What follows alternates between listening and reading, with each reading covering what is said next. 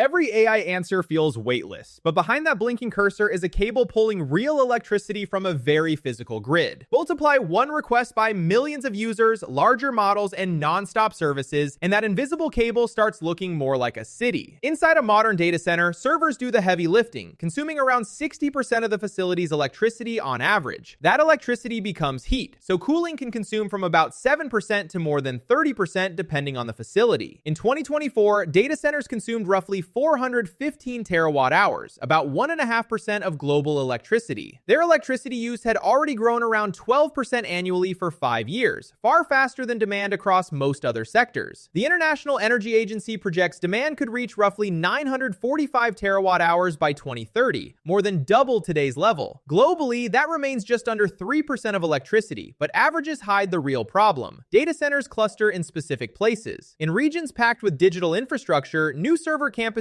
do not arrive as scattered appliances. They arrive as concentrated industrial loads. A data center can become operational in 2 or 3 years, while new transmission and generation often require much longer planning. So the bottleneck is not always chips or buildings. It is finding a grid connection with enough dependable capacity soon enough. And unlike a factory that can close overnight, major data centers expect firm power every hour, with backups ready when grids fail. America's Energy Department says data centers used about 4% of national electricity in 2023, potentially reaching 9% by 2030. Meeting that load can mean new power plants, transformers, substations, and transmission lines, all carrying large costs long before completion. That creates the question hidden inside every AI prompt. When the grid expands for enormous new customers, who receives the bill? If upgrade costs are spread across everyone, households and ordinary businesses can help finance infrastructure demanded by a handful of giant users. But regulators can design special rates, contracts, and minimum payments that assign more risk directly to the data centers creating it. Technology companies can also fund dedicated generation, batteries, or microgrids, reducing pressure on neighbors while paying for their own reliability. Speed complicates that solution. Gas plants can arrive sooner than many grid upgrades, making fossil power an attractive near-term shortcut. The same hunger for constant electricity is reviving interest in existing nuclear plants and smaller reactors that promise round-the-clock low-carbon power. Renewables are projected to meet nearly half of added data center electricity demand through 2030, growing faster than every other source. Yet solar and wind vary with weather and time, while servers keep running, so storage, transmission, and flexible demand still matter. More efficient chips, software, and cooling could reduce projected data center electricity use by over 15% in a high-efficiency future. Some computing can also travel, shifting workloads toward regions where clean electricity or unused grid capacity is available at that moment. Non-urgent jobs could slow during a local peak, then accelerate when demand falls, turning data centers into more flexible grid customers. Ironically, AI can help forecast demand, detect faults, and operate power systems more efficiently, partly offsetting the strain it creates. But efficiency has a catch. When computing becomes cheaper, companies often use more of it, erasing part of the energy savings. So the outcome is not determined by technology alone. It depends on contracts, utility rules, locations, deadlines, and who carries risk. The real electricity problem is not one chatbot question. It is infrastructure built at unprecedented speed, with costs that must land somewhere. AI does not automatically raise your bill. Policy decides whether growth funds its own power or quietly passes the cable to everyone else.